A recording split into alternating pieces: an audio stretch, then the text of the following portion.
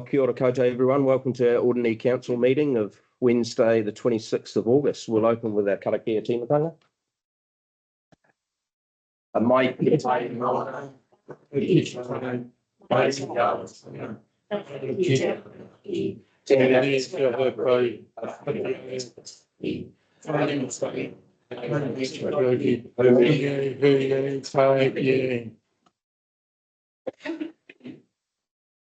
everyone.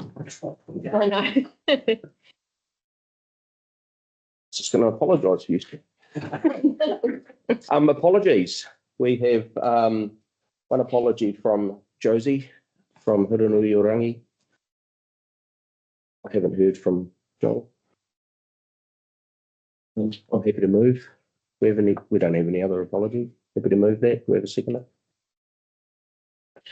Thank you, Councillor Newman. All in favour? Against? Carried. Conflicts of interest? Nope. Public forum. Angela. Thank you very much.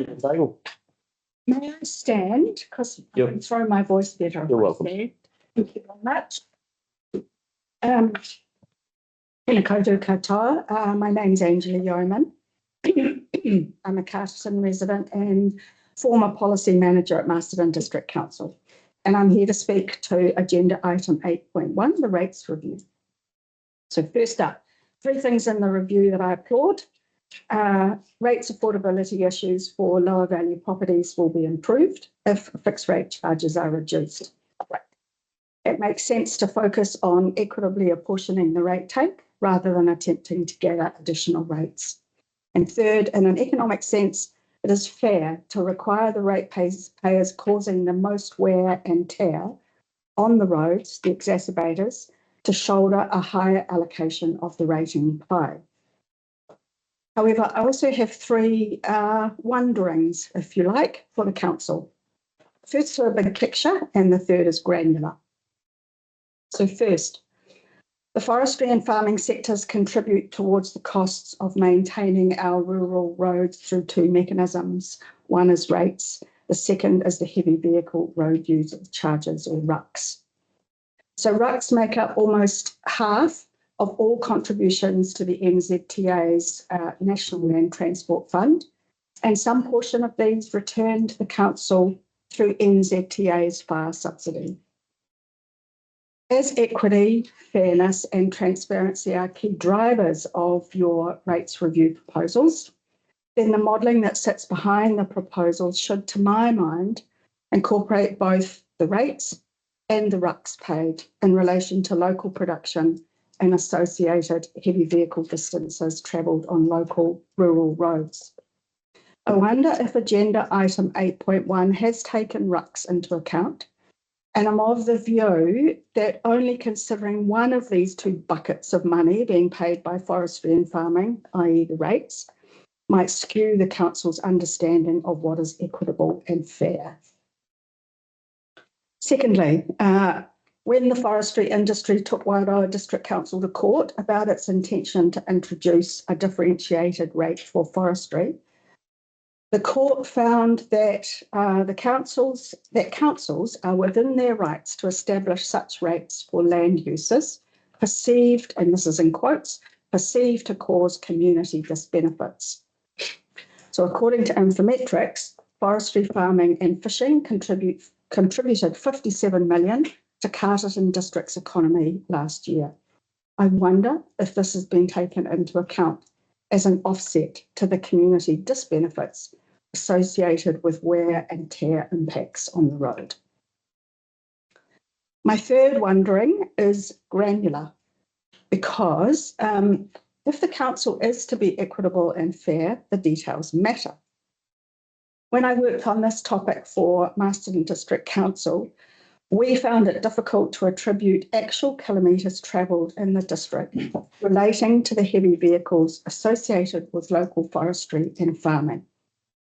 The NZTA data we could access showed heavy vehicles coming into the district and those leaving, but couldn't necessarily link their local travel to local production. So the data was likely to overestimate the wear and tear impacts of heavy vehicles associated with local production. And I wonder if that is the case in the council's modelling. I have 3 observations about possible next steps, all of which I also conveyed to Masterton District Council earlier this year. First, carrying on with the rating differential proposal is absolutely an option, and several other district councils have done this. But let's not pretend it's based on science, because A, the modelling appears to be incomplete, and B, the data it's based on is possibly faulty. Second, if accuracy is important to the council, one option is to partner up with the Wood Council and with Baker Ag to record actual kilometres travelled and rucks paid in relation to those kilometres in the district. Third, an interim operational response might be to close unsealed roads to heavy vehicles whenever it rains. Masterton decided to do this because it is the unsealed roads that council is spending a lot of its roading budget on. And I've brought an example which will make you gasp. Masterton roading costs per kilometre per annum and averaged over a 10-year period were found to be $10.60 on average. However, on Boot Road, which is a forestry unsealed road, it was over $40,000. And on North Road, a farming unsealed road, it was over $3,000. Thank you very much for this opportunity. Thank you, Angela. Thank you. Appreciate that. Questions? Oh, That's the question. wait, there's more. Any questions for Angela? I'd love if you could just repeat that stat at the end again. Oh, which I can give you this if you like. Yeah, that'd be great. There you go. Thank you very much. They are a bit eye-watering. No questions? Thank you, Angela. I just want you Thank you. your presentation. So do we have discussion of the public forum? Discuss Angela's presentation. I'm just wondering, Angela's raised some questions around the accuracy of the information that we're basing these decisions on. I just wonder if Jeff or Mark have a response to that as to whether you agree that maybe we're. Yeah, I think we've got correspondence, or we've got Morrison Lodge who's done the advisory for this in terms of drawing out relevant data for specific sectors and their usage, etc. And they are very comfortable with the data and their source of information, where that's come from, and I guess the makeup of the specific information within that. It's maybe of benefits some states to get more slow or talk to some of their assumptions and how they are. But I've spoken with them and they are of comfort in terms of the If I could add, the proposal that we have in front of us is just that, it's a proposal. Yep. It's based on a set of data, as Angela has pointed out, that has come from a variety of sources. And it is a better approximation of sharing of cost than the current proposal of status quo, which is using capital values on properties to apportion roading cost. So it is a step forward in terms of managing our roading cost. What I would like to do whilst we go through public consultation and engagement is to map some of the data that Angela has mentioned against the data that we have used and see whether or not there is consistencies or inconsistencies between two different modelling types of coming up with a different way of sharing roading costs. And I think the consultation period of a month should give us that time to be able to try and map a different set of modelling data and see if we come up with a consistent outcome or an inconsistent outcome, and bring that back to hearings and deliberations through the process. So I would like to do that. I think that would be valuable in terms of the conversations that we're having with the community, but also with the information that council would need in order to make a decision of this magnitude before changing our rating base. And I guess during the consultation period, we're probably likely to get some responses from industry who may want to interrogate our data fairly closely. Absolutely, and I think we should be open to that, and open to, as Angela suggested, other ways of looking at the same problem. Jeff, is the Morrison Lowe report, is that available for distribution? Yeah, so when we publish the consultation document, the final consultation document, we will publish the Morrison Lowe data with it.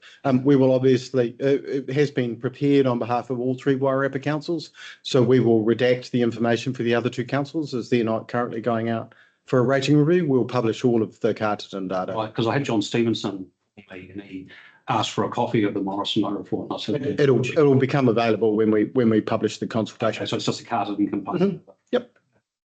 Obviously, I can't release information that relates to other councils. So. Yeah, no, that's fine.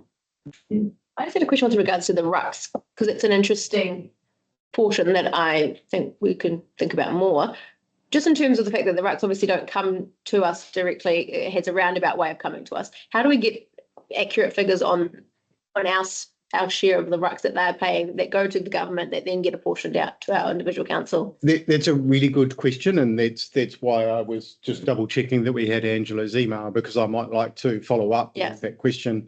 I personally pay rucks as does anyone who's got an electric vehicle now, but mine's diesel. But it's a paper-based system, and it doesn't really record where I drive. It just records that I've driven X number of kilometres. Yeah.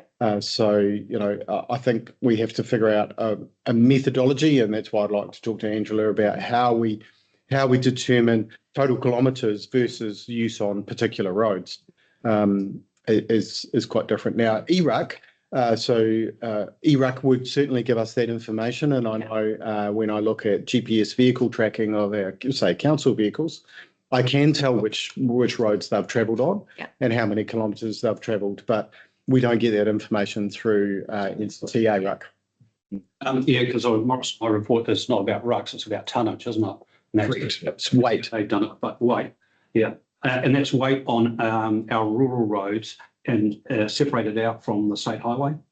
Yeah. So that's the impact from weight is what roading teams have said causes the biggest damage to the road. It's not the number of vehicles; it's the weight of the vehicle. Yeah. I certainly can say right now, there's depth of feeling. Already, I've been told that council are attacking the productive sector. And I've said basically that we do want to share information. We can make up our minds or anything like that. It's just a consultation, and please double check the figures and come back to us with an alternative if you feel there's a better way of doing it.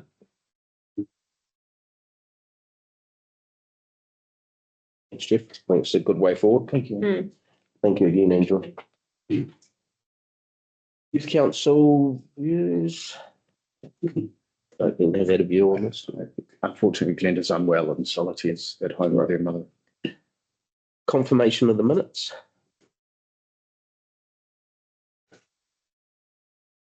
We don't have any of those. No. Right, we'll move on to reports. One. If it's okay, I'll invite Senior CFO table to help answer all the tricky questions. About to.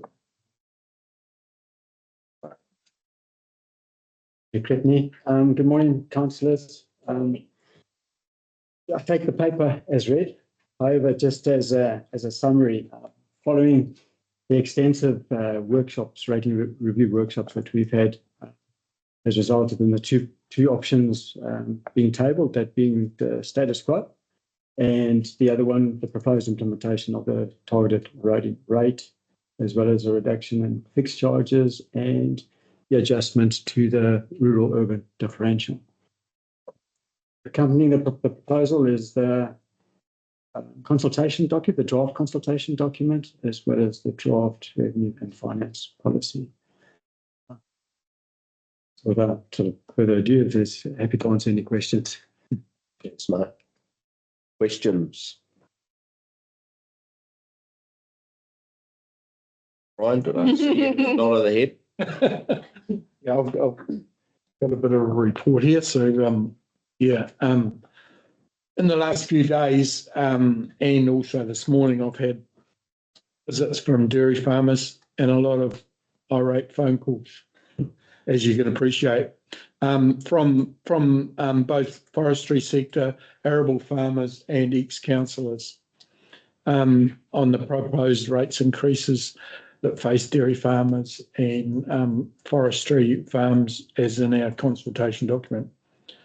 As said in the council report, this has been workshopped briefly by us councillors with a report from Morrison Lowe, which is yet to be published. The figures used by Morrison Lowe read the amount of dairy farms in our district. They say as 100, which is incorrect. There is more like 40 odd dairy farms that milk tankers drive up daily. Last night I sat down with a map of our Carterton district and I put a dot beside every dairy farm.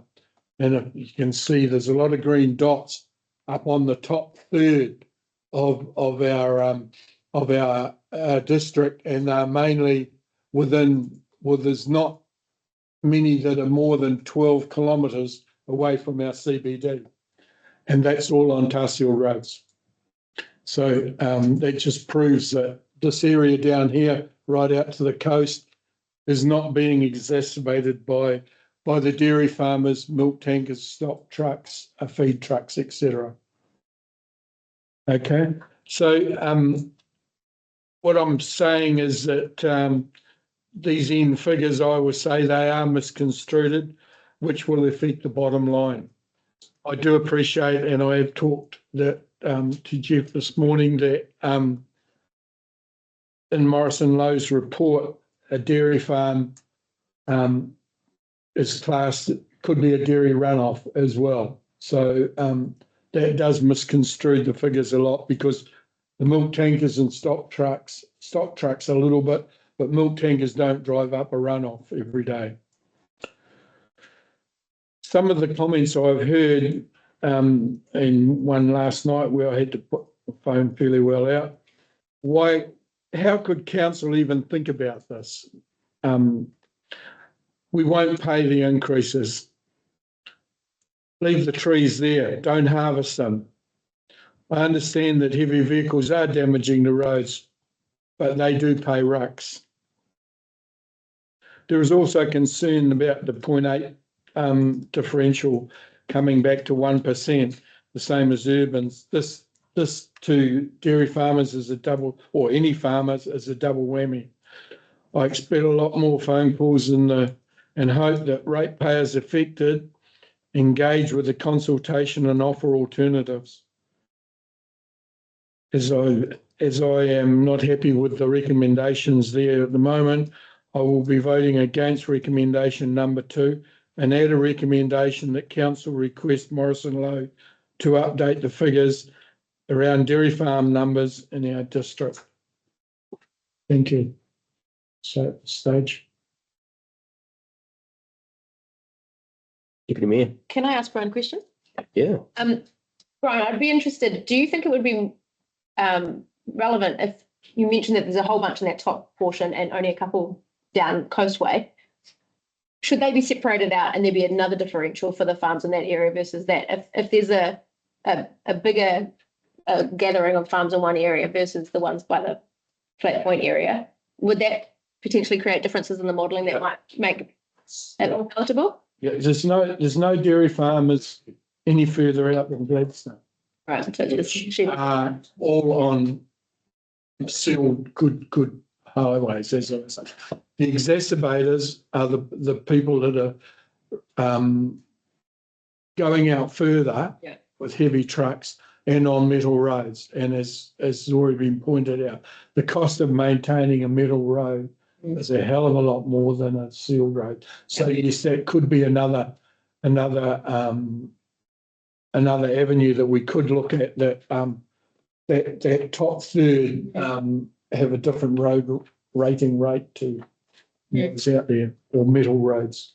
Because definitely the the people that are driving heavy vehicles on metal roads are the exacerbators. Just following up from that, I was always told by Lawrence that the reason we don't seal a lot of our roads is because metal roads are cheaper to maintain than sealed roads. So what's the story? Metal roads are cheaper to maintain Right. than sealed roads. The damage caused on a sealed road is a lot more difficult to repair, where you either repair the top surface or you take the entire top surface off and repair the subsurface. Because on a metal road, it's usually just additional gravel. Yeah. It does done more frequently, I think, to metal roads, but it's a lot cheaper to do. The difference being sealed roads are built stronger when they're constructed, whereas gravel roads tend to be Actually, they're weather vulnerable too, aren't they? Yeah. So it costs a lot more to build a sealed road, and it costs a lot more to maintain it. It does have a greater capacity to carry volume than a metal road does, but it does cost a lot more to build. It's also not just the road surface we're talking about here. There's 103 bridges as well, which were designed for completely different set of traffic. Yes. Brian brings up a reasonable point, though, about rural roads that don't have a certain amount of traffic compared to others. This is where rucks are going to be a hell of a lot, would be a lot more accurate to work out just where they are. And if we could get that information, it would be interesting to correlate that. If we could get the information, as I said, my ruck is paper-based and it doesn't. Oh, sure, but wherever I drive. Yeah. E-rucks, the challenge, and I need to investigate this further. The challenge what I have run into previously with e-ruck is confidentiality. So, there is a private vehicle, truck, that is driving along a public road, and e-ruck will track that vehicle. Now, the question is, can we share that information publicly? I don't know the answer to that, but that could be an issue that we run into trying to get e-ruck data, is that data is confidential to that vehicle. Yes, but in the case of, we don't have to know who owns the vehicle, it's just vehicle type that we just need the information from. And what of those vehicle types, how many rucks were spent, how many kilometres were travelled on our rural roads by weight? I understand. We're dealing with NZTA. They may hold a different view. Has that been asked to them at all? Okay. Is Angela allowed to speak? May I? It's up to the chair as to whether. When I was working for District Council, we put in an official information request to NZTA seeking ruck data. They don't hold it and can't give it to us in the form that was useful to us. And so it was at that point that we approached the Wood Council, and they said they would be prepared to work with us if we partnered with them, and also with Baker Ag for the farmers, to do maybe over 6 months gathering the data that we needed. They would gather it for us through their GPS and then give it to us as a collated and anonymised data set. Even got rucks or whatever, it's still coming down to a very blunt instrument, which is we can only do this by rates. We can't get a proportion of the rucks from NZTA unless they offer it to us. Okay. So even if we didn't have the rucks, it still comes down to we can only do it by rates, and that's very blunt.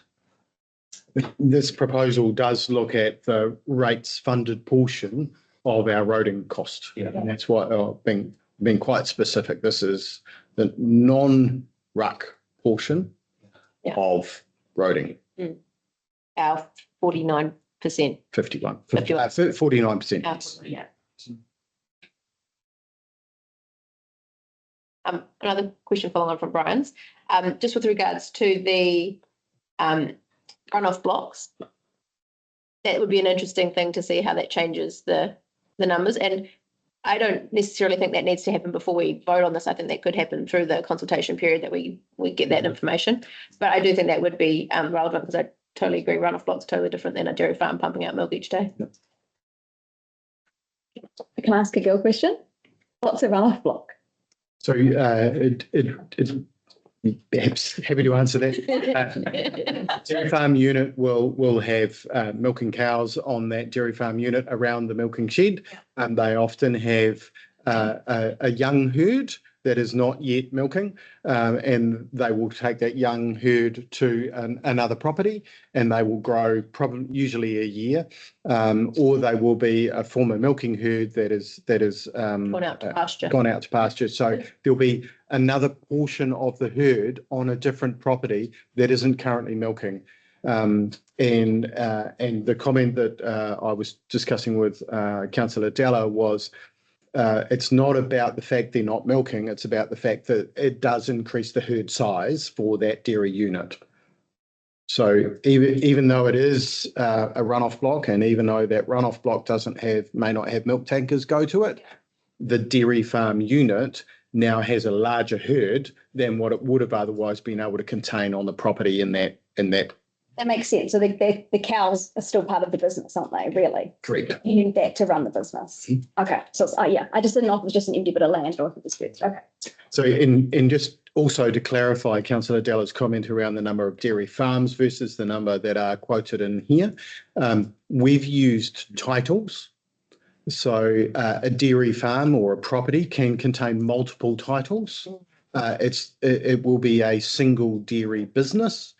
But it doesn't mean that is a single title with 400 hectares in one land title. There could be multiple titles in that. So this report is talking about property title, not necessarily farm units. Yeah. So one dairy farmer might have 4 rates bills for the different titles they have. Correct. Yeah. Correct. And then so thinking about it mathematically, if you did it differently and you combined the titles and made them one unit, it's not good. The maths isn't going to be any different. Yeah. Okay. Thank you. More questions?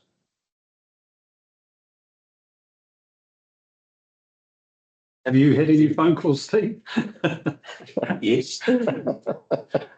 Not abusive ones. Yeah. Like Brian has received. He has a larger, obviously broader network of rural responsibility, I suppose, through the Rural Advisory Group and so forth, and his work with many of the dairy farms, probably if not all. I've had a few phone calls as well, and I dread going to work because everyone hunts me out at work. Obviously, dairy farmers don't read. Is that going to annoy you? I think for me, this comes back to what we've talked about since I've come onto council, is about the fair distribution of rates amongst our ratepayers, and we have talked about it at the last few months of why should the granny down the road pay for an unfair proportion that we've discussed of our rural network roading and the damage and so forth. And that's what this is coming down to is, and I think there's more work to be done, and Jeff's alluded to that we can go out and consult while work's being done in the background to actually confirm some of the methodology and so forth that Morris and Lowe have used, and whether that's the correct methodology. I'm sure It's a methodology. And Just on we're doing it. Marston have already got a rural. They did their thing last year, didn't they? I think, or before the last period. South Wairarapa, I mean, we have the Ruamahanga Road partnership with them. Are they looking at this as well, or are they not? we've done the research in partnership with Marston and South Wairarapa. Whilst we have been sharing the data and there is support from officers around having a consistent model, the decision on whether or not South Wairarapa are going to go out and do a rating review is really for the council, and they haven't made that decision yet. So They'll probably see what happens with this. I can't answer that question. That's for them.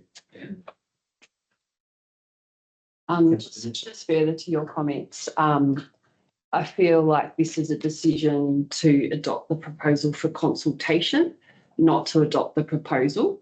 So I think it's just good to remember that we're not deciding to do this right now. We're deciding to have a look at it. I'm definitely really interested in hearing from affected parties, whether that's affected in a positive or a negative way.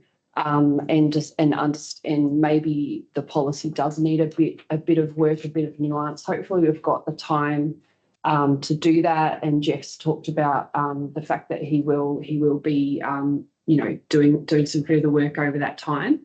And I think just good to remember that the underlying the purpose behind looking at this was to look at how we could more fairly rebalance the rates distribution amongst our community.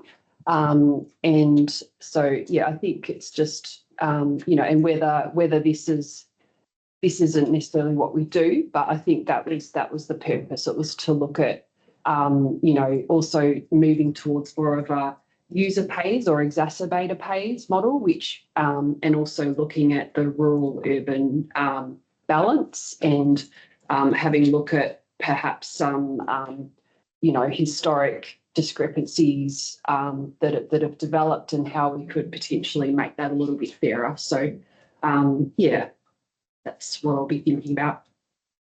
Thanks, Jane. Councillor Newman. Further to Jane's comment and your comment. It's always tricky when you can't have as much information as you want. And I think we've pulled together as much as we can from that report. But as Angela's highlighted and we've spoken about, and we've got a month to keep pulling the data, which I think will be really important.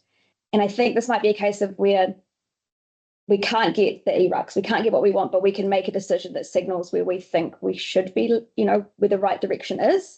And I think, like Jane said, that exacerbator pays principle, the extent to which actions or inactions of particular individuals or groups contribute to the need or undertaking the activity. And that's something that we've highlighted and this is addressing. So I think this is an important step to go and consult with our community and see where we land. Lawrence.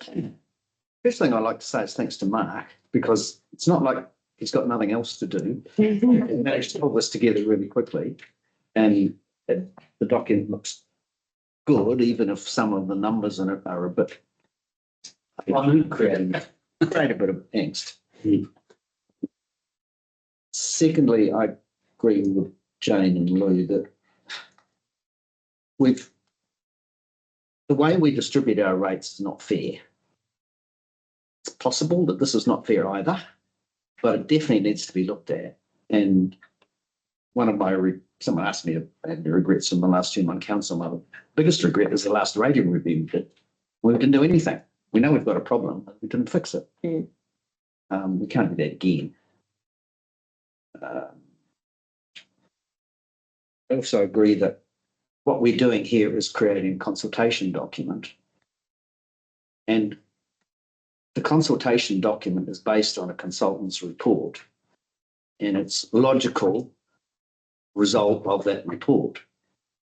Now, during the consultation period, as I said before, I think that report will probably get some challenge. But there's only one way to work our way through that process, and that's to put out a document which is logical and let people argue about the logic. So that's kind of where I sit this morning. I assume with consultation, there'll be a period whereby we have groups who can come in and present to the council about their feedback. And okay, right. So it's not, It'll be through the hearing. Yeah. okay. I'm sure we will, especially considering the last time we went through this.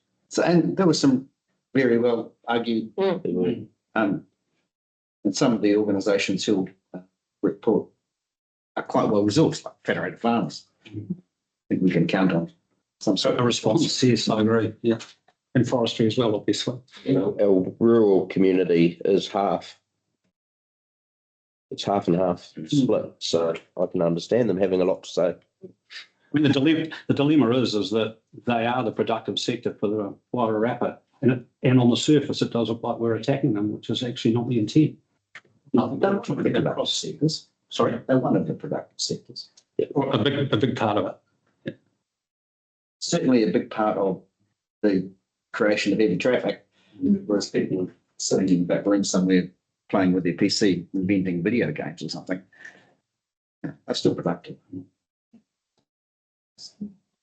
Mayor Creedney points out, our district is split roughly 50-50 with urban and rural.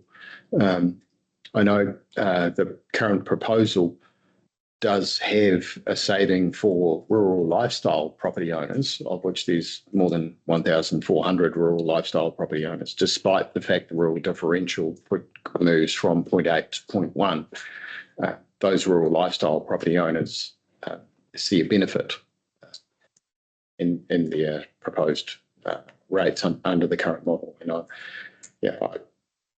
I see there's also 3,100 residential ratepayers that would see a benefit if we move from a very blunt tool, which is capital value for charging roading rate, to something that is slightly less blunt. I'm not saying it's more accurate. I think it is more appropriate with the exacerbator pays principle, but rates are a fairly blunt tool. However, we do. Yeah, well, for me, looking at when you think about forestry, we've talked about is it a viable proposition anymore? And to me, this highlights, if you look at the large forestry property and how much it jumps up. I mean, let's say $200,000 rates a year over 25 to 30 years. How is that going to be affordable for harvesting and so forth? And I don't see planting trees on our rural land is going to be that advantageous with a rating bill of that size. So, but the other way of saying outside of that coin is Granny down the road has been subsidising international forestry companies for such a long time. Agreed. So we've created a distortion. Yeah. We have. Yeah. The other thing it mentioned about Marsden and Carter, Marsden and South Wairarapa, is local. If we've been involved with local government, New Zealand been involved with us about this, because there's a lot of rural councils around the country, and what we're doing here sounds like a bit of bleeding edge. And I assume no other councils taken on this approach. Are we the first? I can't answer that. More than happy to check. I don't think we're the first. I think forestry has been an issue. I mentioned Wairoa. That certainly went all the way. I think it was Supreme Court. I think it went all the way up. So it has been an issue for a lot of rural councils around the country. I can't see us being first. 800 district councils. Okay, right. Local government New Zealand are looking at the ERUC side of things and trying to get government around that. Yep. Okay, they're lobbying for that. That's good. Deputy Mayor? Yeah, I just exactly what you've just said. I think we have highlighted something that I think is really interesting through this report, or Morrison Lowe have, that forestry as it stands may not be a viable option. And the things through the ETS have created that distortion in the market, like you said, where there's this huge incentive for farmers to change their land use to plant forestry. And then years later, they fell it, destroy roads, destroy bridges. They aren't covering the cost of the damage that they're doing. And meanwhile, we're spreading that equally across our ratepayer base. And that's making it seem like it's not a problem at this point. We've sort of kept covering the costs through Granny down the road and all those sorts of examples of families who are covering the cost of the roading damage. And this is sort of holding up a mirror, in my opinion, to the forestry sector, saying, this is what it looks like if you are actually going to cover the cost of the damage that are happening to the rural roads. And it's really, really not a pretty number. And I was reading it going, far out. This is a lot to stomach, but maybe that's the reality of it. And the thing I kept thinking last night as I kept reading over it going, it's defensible, but it's unpalatable. And I don't like raising rates for people. But I stood for council being interested in rates, and part of it is not growing the pie, and part of it's distributing the pie fairly. And I feel like as a council, we've done quite a good job of keeping our rates low. We had one of the lowest rates increases this last annual plan. Now we're looking at how to split it fairly. Last training, we didn't do anything because there was such a successful lobby. And I am sure we'll see them again. But I do think if the numbers can back up the claims that we were making last time, we have something to stand on that's got a basis. So, yeah, it's defensible. Yeah. I agree. What we're doing now is making it a lot more visible. Yeah. And I think it's highlighting who really impacts, is creating that impact, and who should be paying for it. Yeah, I think What we're testing. I think the consultation period will help because I think there's been an initial shock horror at what came out.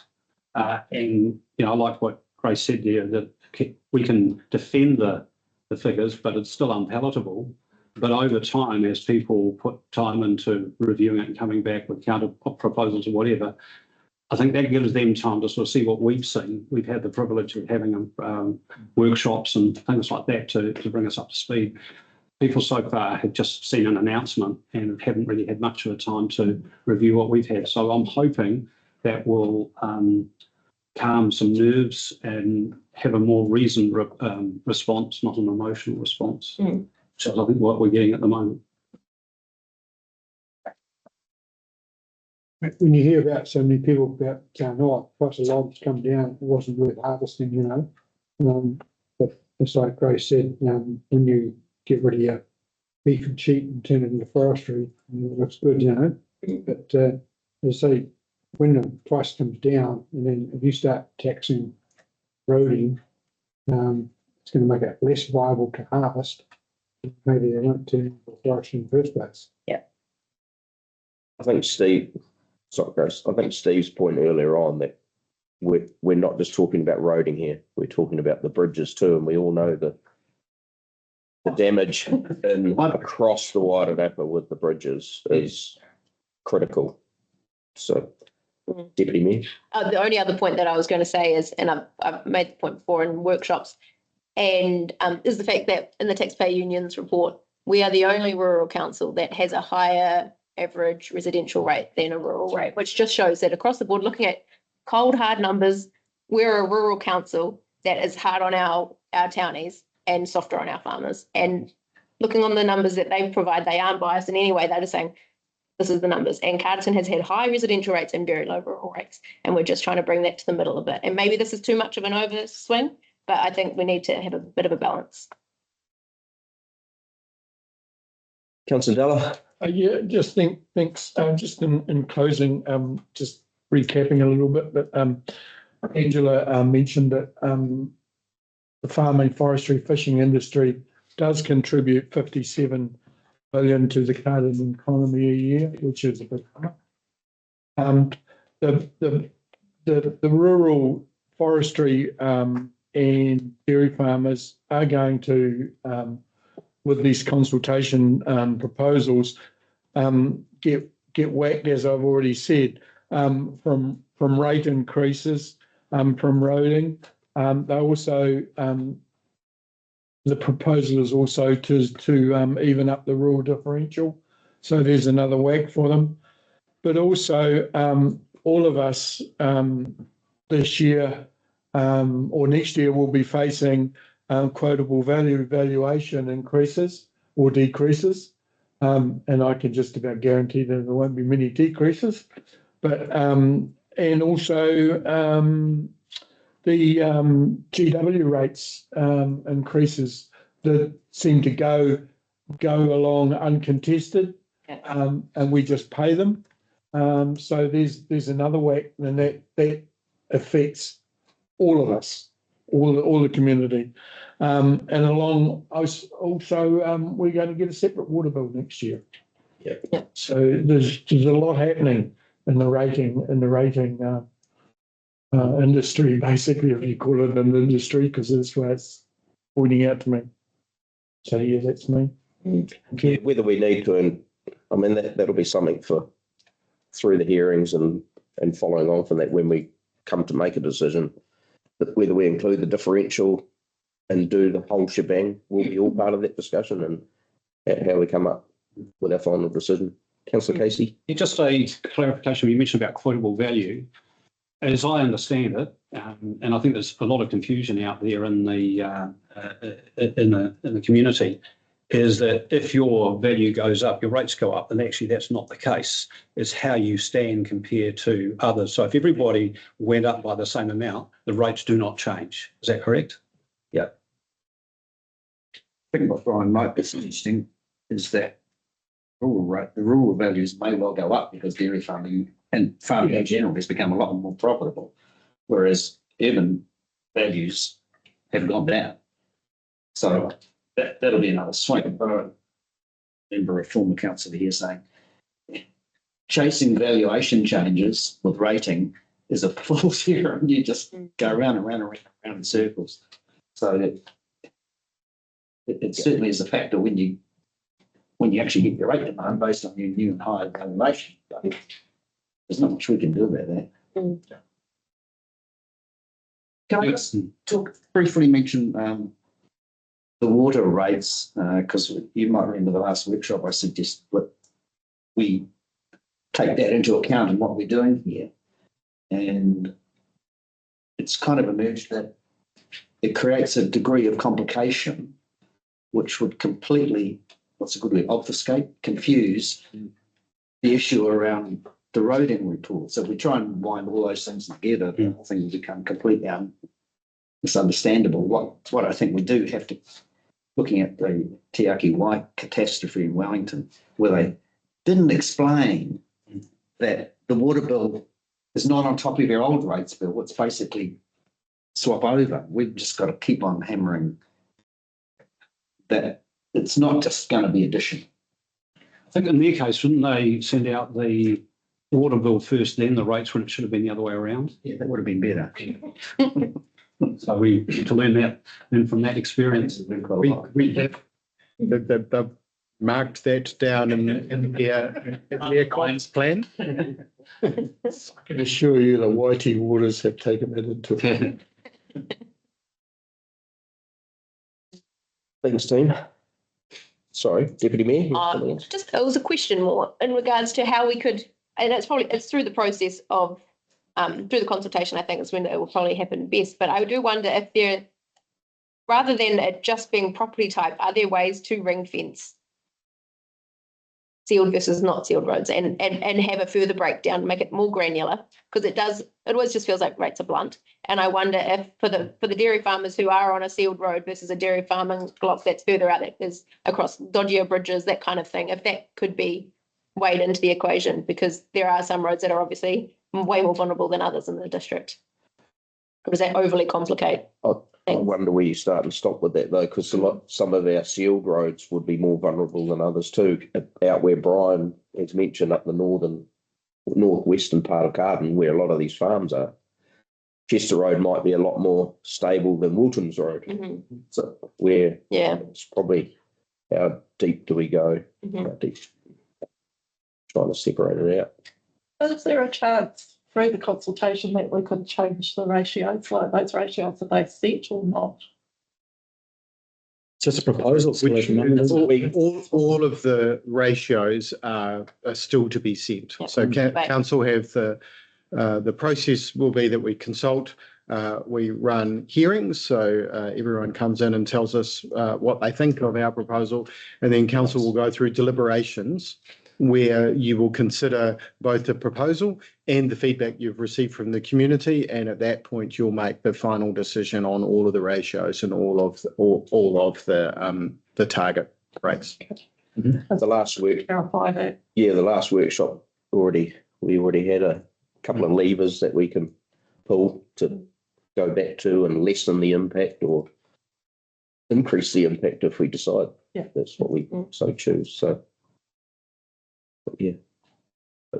just thanks, Mark. Really appreciate the work that you put into this and bringing IBIS into it. Yes, correct. Yeah. It's that data's been outstanding. And also to Sarah for the Thanks, Sarah, for the presentation and consultation the document. consultation. So, Pulled together in 5 minutes.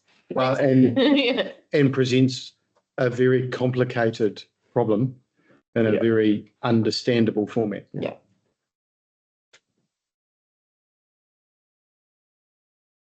Right.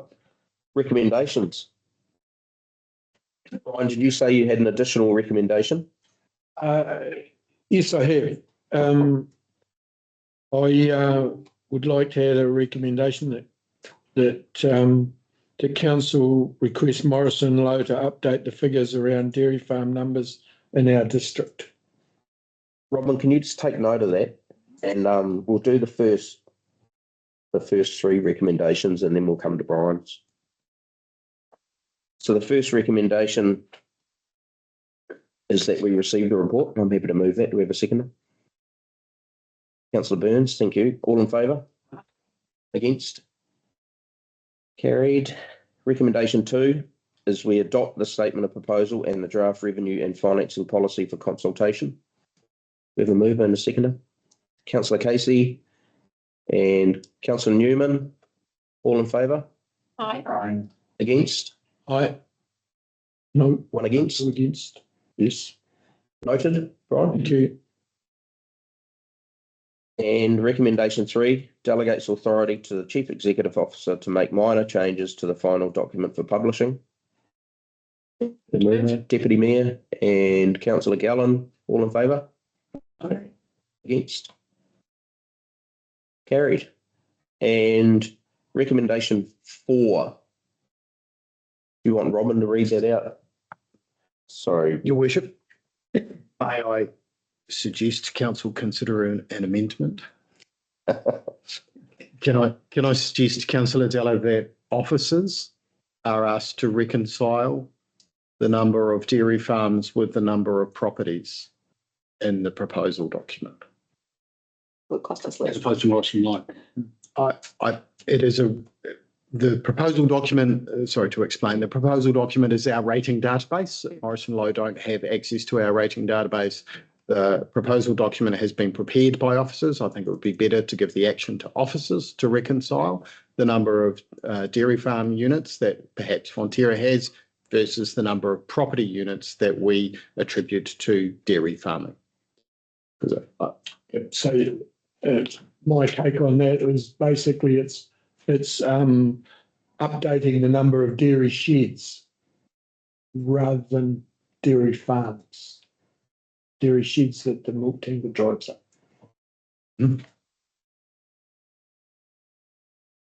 Milking sheets rather than. Farm dairy sheds. He's trying to exclude the. Like grazing block, cod pipeline. Oh, Councillor Della, you happy with that amended? so you don't think that those runoff blocks should be included, even though that's where cows are? I'm not sure Councillor Della's saying that. He'd just like to see the difference, the numbers. My point is the dairy, a farm milk tanker does not drive up a runoff driveway every day. It drives to the dairy shed to pick the milk up. It still goes down the same road, Not necessarily. the rural road that we Not take. necessarily. If the runoff block is somewhere else. Roadway, the hills, your damn tanker doesn't. Yeah. Some of the dairy farms out there might have a runoff block that's out Gladstone. That means there's heavy trucks transporting cows between the two places. But not real. I mean, I don't really understand. You did right though, but not very often. Daily. Is it milk trucks daily? For you. But I think that's a fair request, and I think Jeff's slight change. Did you get that change, Robin? Are you able to read that out for us? This is reconcile the number of dairy farms in the Morrison Low document versus property units attributed to dairy farms. You agree with that, Councillor Della? Fair enough. Do you want to move that? I can move that. Do we have a seconder? Councillor Gallen, all in favour? Against? Carried. Thank you. 8.2. Thanks again, Angela. Appreciate it. Our budget carry forwards. Mark. Thank you, Mayor Cretney.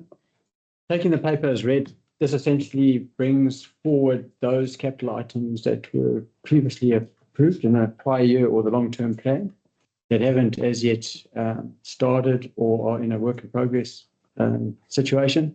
And just requests council to take that into consideration for the new financial year going forward. Noting that we have taken out of the carry forwards the Wainawa project to the tune of about 3 million. I guess until we can get sufficient information and data to put forward a justifiable business case. We've taken that off the table for now until we can get the relative information for that. Happy to answer any further questions that council have. Questions for Mark? Councillor Lawrence. I think I understand this, but it is incredibly confusing. All this stuff has already been rated for. There's nothing we're doing here that has any impact on it.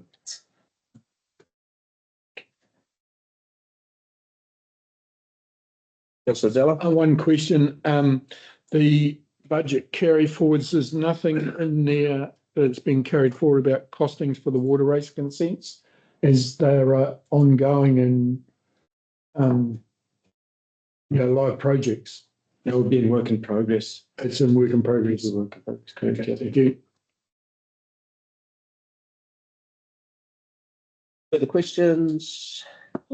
Councillor Newman. I just had one question about the Rangatahi Hub. What are we doing in there? I just am concerned with these discussions about what we might be doing moving forward. I just wondered. It's a relatively small amount of money, and I would have asked Glenda had she been here, but unfortunately she's sick today. I anticipate it's not major work. It'll could be electricity or plumbing or so it's not significant. So it is only $25,000, right? Mm-hmm. So I will confirm that and get that response back to you. Deputy Mayor. Yeah, no, I had a similar question. I didn't remember the Rangatahi Hub being one of the things during the long-term plan. And I just wondered, is this sort of more granular than we usually see? Because I'm like, I don't remember these specific items, and I wonder if there's any sort of more. It is far more granular than you would normally see. It may well be that these are renewals, so they wouldn't normally come up to council if it's a standard renewal. We've just got an asset, we're replacing it. That's part of the depreciation reserve. It's already funded, so it is quite granular. Yeah, okay. Because one of the other questions I had, the library office and event centre, that's still got half of its budget left to spend. Is that not the pod that's been put up, or is it additional to that? No, so that's the change to the front counter area. Sorry, I just like getting the granular details. And one other thing, the depot yard gate, is that a really, really big gate? That's a big number. I don't know how much gates cost. I'll have to talk to my fellow councillor, but it seems like a big gate. It is a big gate. It also requires security, so it requires tag access in order to get in and get out. So Smart. Don't have to get out of the vehicle. So we've got to build a tag so that they can tag in, and then the gate opens and closes. So 95% of the groundwork, electrical, and all the other stuff. Okay. 95%. Yes. It's just I've just got an additional question on that. Gate. And it's around the discussions that we're having at the moment about whether the operations yard should actually stay there and spending that kind of money if you've got to put in electrical and stuff for a scanner and so forth, whether that is an appropriate spend with discussions that we're having of whether the operations yard might, with the long-term plan discussions of what might happen with the event centre and the yard. I understand. Our main issue is security. Yeah. So the yard's open to anyone to walk in, and all of the assets and all of the equipment is sitting there. The gate is less about the people and more about security of the assets. Yeah, fair enough. Deputy Mayor. Just on that, it has been open for the last how many years? Would it matter if we just put a pin in it and not spend it until after the long-term plan? And then we might have a relocated yard and then a gate goes. I just wonder if it's been open that long and it's been okay. Is there a rush to spend that money would be my question. We've now publicly told everyone that it's sitting there. It's open. That's a good point. It's under the mat. This is where we keep it. This is a carry forward from last year, which Yeah. finished in June, Mhm. and the work was in flight in June. So you might find that the gate has already been Yeah. completed, or if not, it's Close. On the hinges. Okay, I mean, Yeah. we do have challenges with people walking into the depot, Yeah. and that includes vendors Yeah. who decide they want to come in and sell something, and they just walk in and interrupt staff and And that's faces, right? yeah. Sounds like we need a Rottweiler. we've got two cats and they're both called Steve. Is enough, Steve. No. I've got a question. Just, you mentioned the Wainawa $3 million mark. Where does that money now go? And does it just get just sit aside in a pot out to the side? And if we decide to move forward with the Wainawa project, do we need to put it to the council meeting again to reallocate that money back into? I'll answer on behalf of Mark. So the Wainawa project would have been funded from debt. So it hadn't had a rates charge. If we had invested that money in Wainawa, we would have borrowed more from LGFA to fund that. So by dropping it from the budget carry forwards means all you're doing is dropping the authority you've given to me as chief executive to spend that money on debt or to borrow that money and spend it. If we proceed with the project, we will refresh exactly what we were doing and go to LGFA and borrow the funds, which is what I would have done. All you're doing is removing that authority that you'd previously granted to the CEO in order to make a transaction happen. Is it the big Wainawa project or the little Wainawa project? And so what I think in terms of Wainawa, it was the project and it had a fund of 6.5 million. So finally, To find land, and so we found some land and there was a balance left over, and we're just wiping away the balance that's left over, or my authority to spend that balance that's left over, and it essentially means that council's back in control, and if we want to proceed with it, the decision will come back to full council. Great. Yeah. We're not stopping anything. Mhm.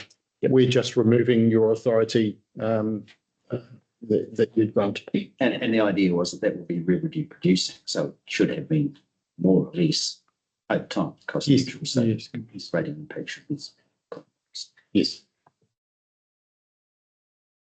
Any further questions, discussion?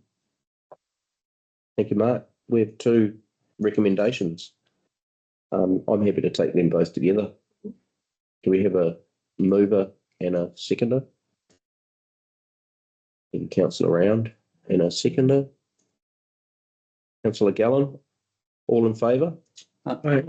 Against? Carried. Thank you. 8.3, I would like to set that aside and we will revisit it in future.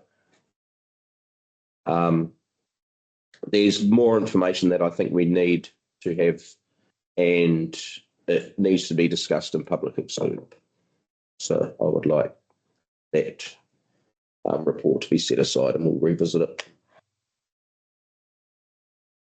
So with that, we don't have any exclusion of the public.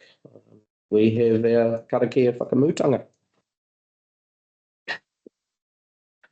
Kia whakaaria, te tāpiri, kia wātia,